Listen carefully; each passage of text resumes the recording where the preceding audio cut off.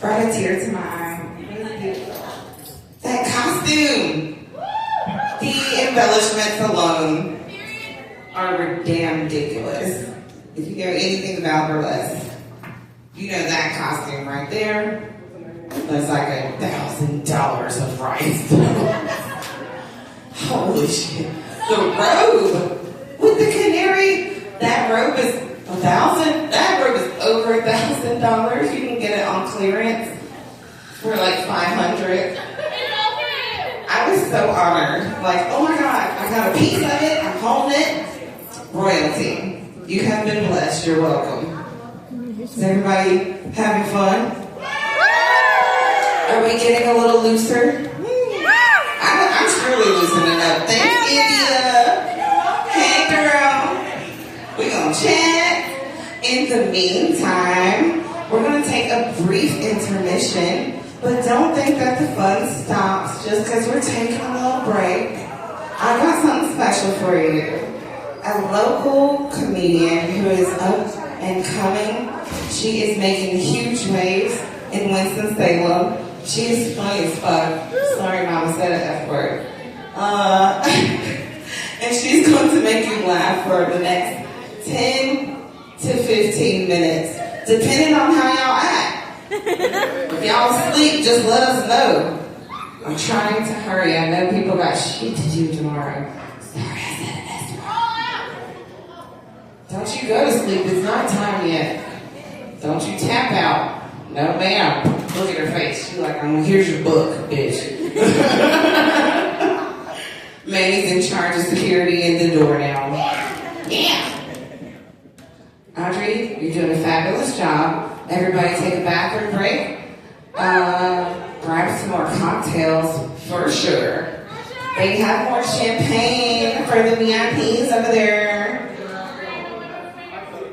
Please welcome to the stage my baby, my new boo. Come over here. I want to show you off. Tell the people who you are. I'm Jessica Blake.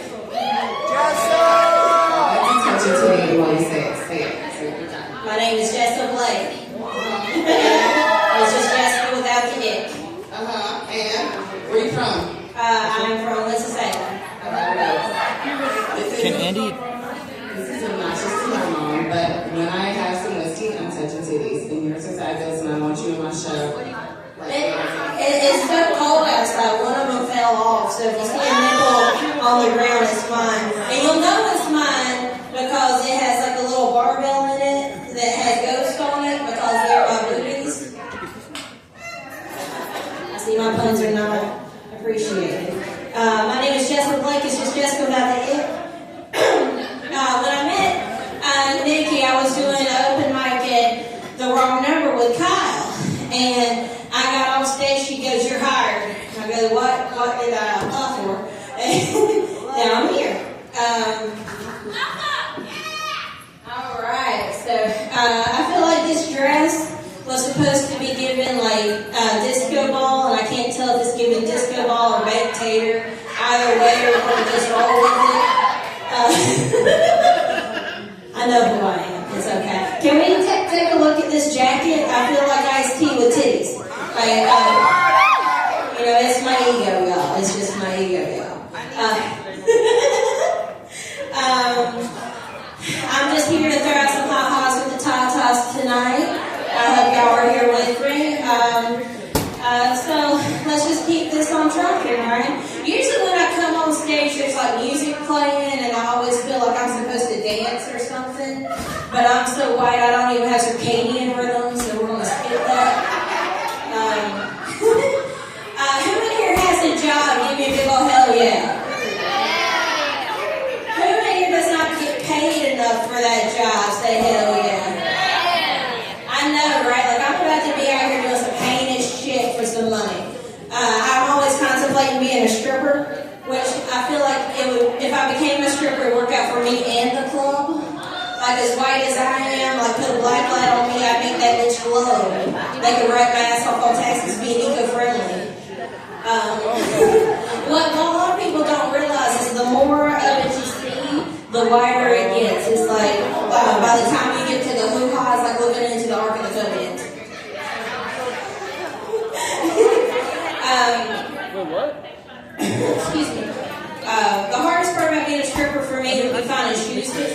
because I wear a size 3 in kids. So, I need some like 8-inch Doras or some 10-inch Pokemons because I'm going to be catching all them singles, bitch.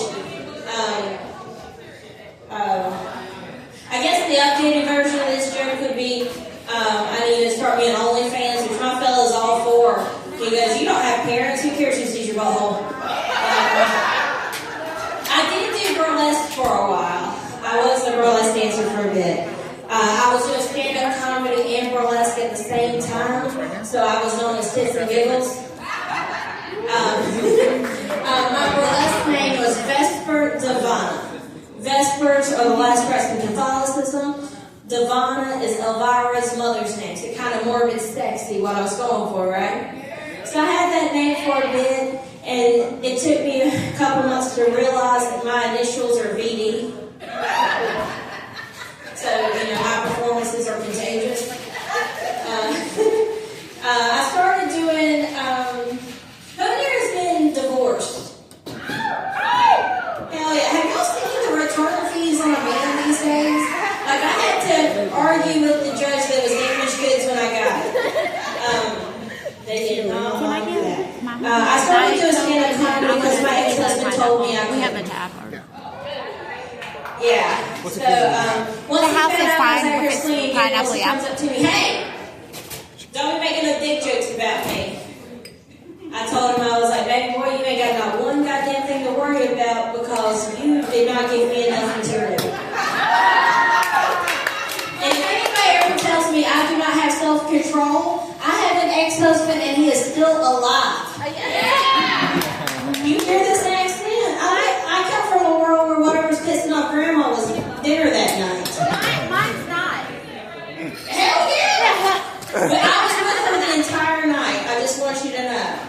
We are bestest of friends. Like, we have like half heart necklaces. I have one half, but she has the other. She didn't do it. I got a couple buddies who got married a couple years ago, and they decided that they're going to start having kids. And I was like, hell yeah, you do you.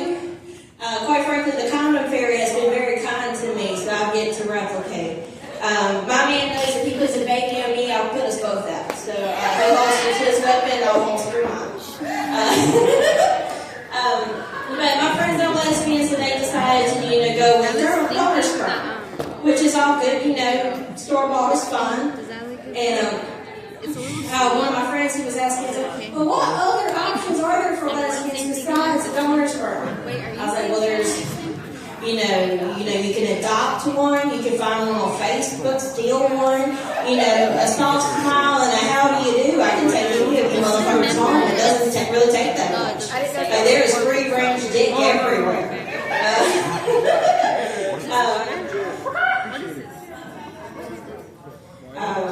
A lot of people keep telling me I need to be dating biblically. And I'm not really fucking sure what that means.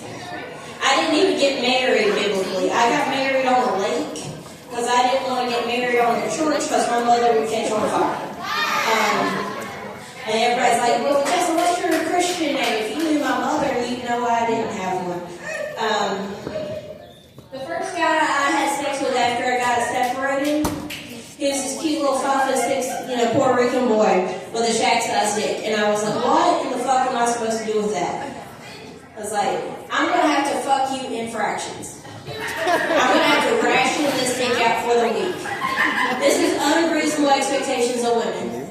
If you want me to get on top, I'm going to need a step stool. I've been 5'2" since '98. Like, this ain't going to change anytime soon. I was like, have you ever had OSHA to get involved for fucking? It was just bullshit. The first boy I went on a date with after I got separated, let me bring this way down. We went on a date in downtown Greensboro and we walked around with our whole hands, right? Well, I have short little stuffy hands because I'm 5'2", and I'm on my tiptoes right now. And like, I couldn't hold his hands like this because it was hurting. Right? So I was holding his hands like this with his 2 fingers. And the next day I was telling my girlfriends about it. And he's like, the rope will make his dick look huge. And I remember I was in student housing in Pinehurst. I have a culinary arts degree.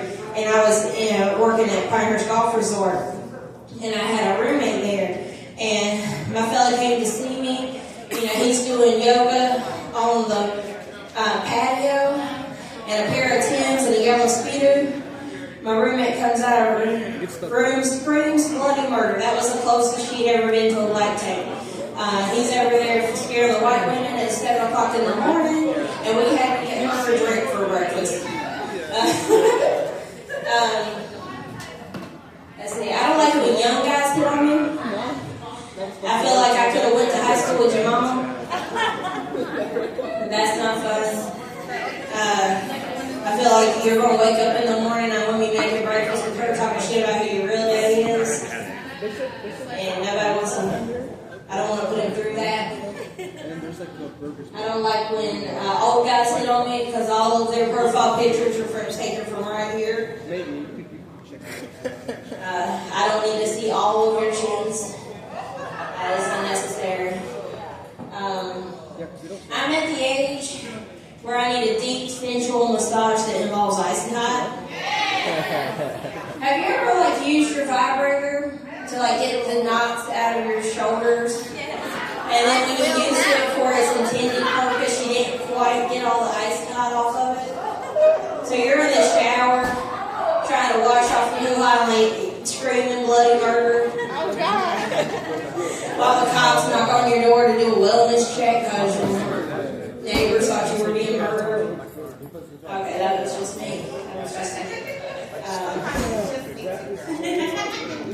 I do feel like I would be better at relationships if I grew up with a better example of what a healthy relationship was. I didn't meet my real mother until I was 17. So Mother's Day for me growing up was just my dad going to a wet t-shirt contest to find me another one.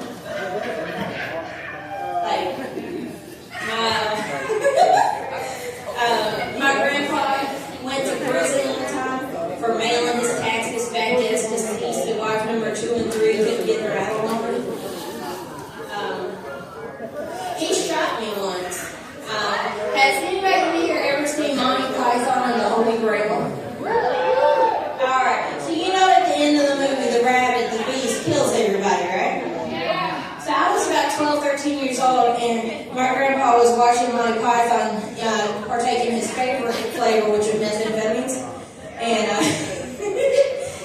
he was tripping, so he runs outside and catches a wild rabbit, brings it back in the house, puts it in the oven. 13-year-old me takes the rabbit out of the oven and puts it outside.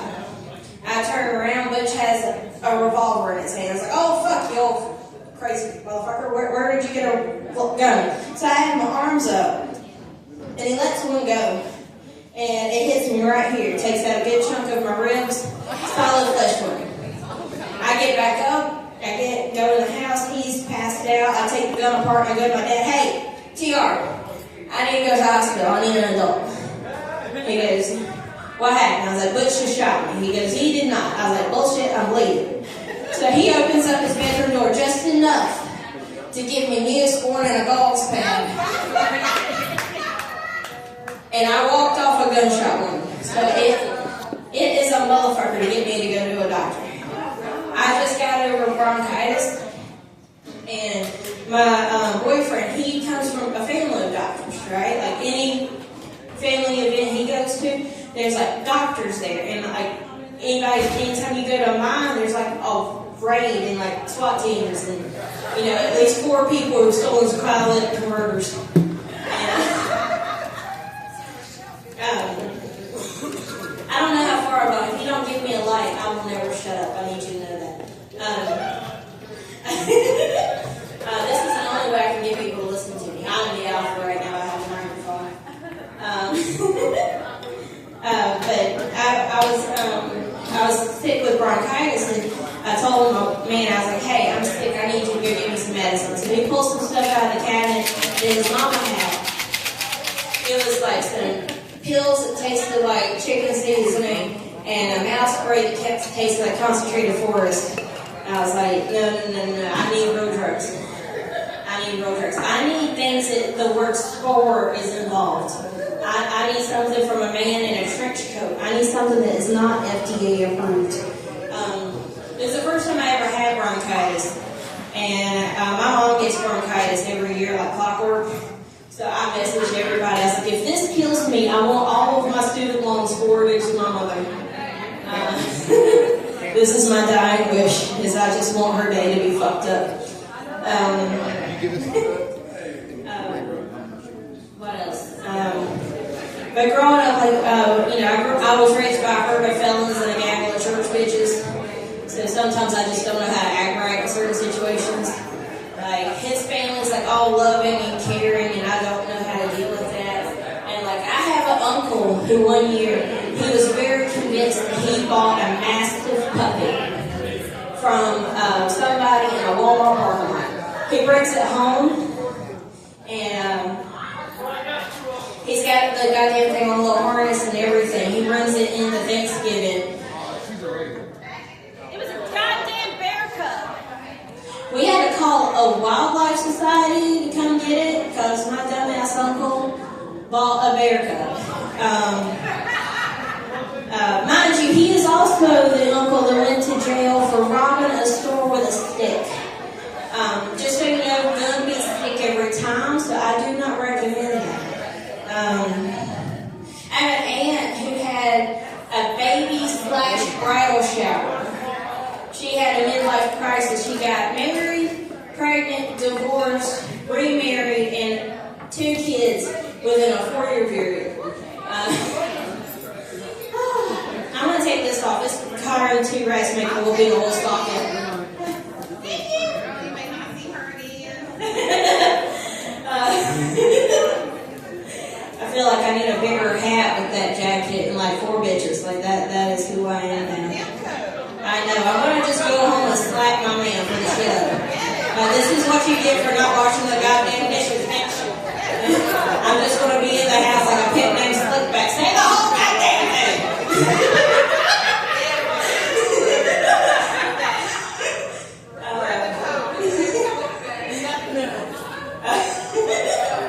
Oh, God. I feel like the girl that was on the hula hoop thing just got that whole table of lesbians pregnant. I feel like we're making babies tonight.